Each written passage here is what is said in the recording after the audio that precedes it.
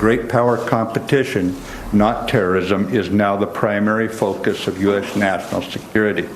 We face growing threats from revisionist powers as different as China and Russia are from each other, nations that do seek to create a world consistent with their authoritarian models.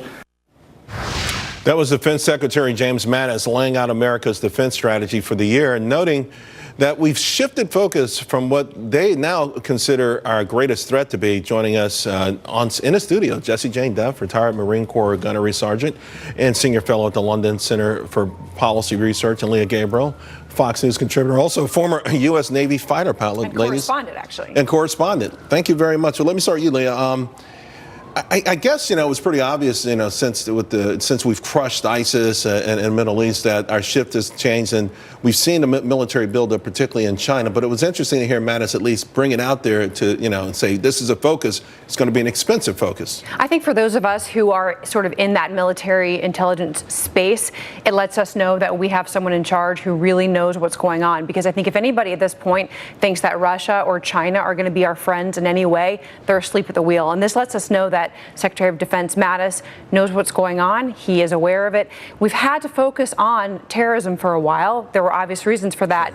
But in the meantime, Russia and China have grown. They've grown their blue water navies, and it's time to step up and be ready. Not only that, they have outwardly expressed global ambitions, right? Russia, beyond its former satellites, their presence in the Middle East and elsewhere. China's all over the world. And so we've got to be smart about this, don't we? Jessie Jane? Well, absolutely. Right now, though, we have a serious problem with our military feeling that there isn't any reason to re-enlist. We've noticed that there's a big deterioration among the morale, and that's going to impact this readiness that Secretary Mattis is trying to bring forward.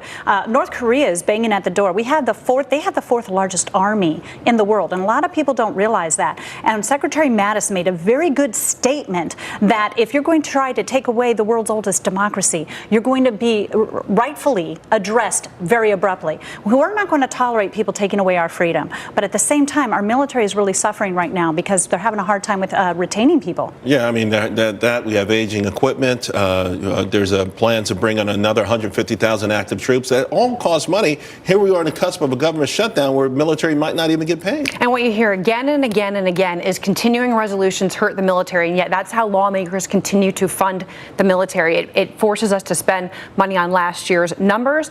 The military cannot start new programs. They can't get new contracts. And that, I will tell you, is very bad for morale because it hurts our readiness dollars. Service members want to feel as though they can get out and they can train like they're going to fight. And when they feel like they're hampered and they feel like lawmakers and politicians don't care, when they feel like the American people don't care, it certainly affects morale. Lawmakers need to fix this. I think they know the American people care, but it's the ineptitude, Jessie Jane, of Washington, D.C. It's horrific. So a lot of people think that Trump was an immediate solution. What they don't understand is that between 2011 and 2014, the military lost $100 billion due to sequestration. So with that said, that's the Budget Control Act. The Budget Control Act is still in effect. I sat in the White House this weekend. I saw the Secretary of the Air Force speak, and she explained to us that because of continuing resolution, they have no budget. So they're still getting the sequestration rules upon them. And her squadrons are going to be dropped down to 23 squadrons after 113 capable squadrons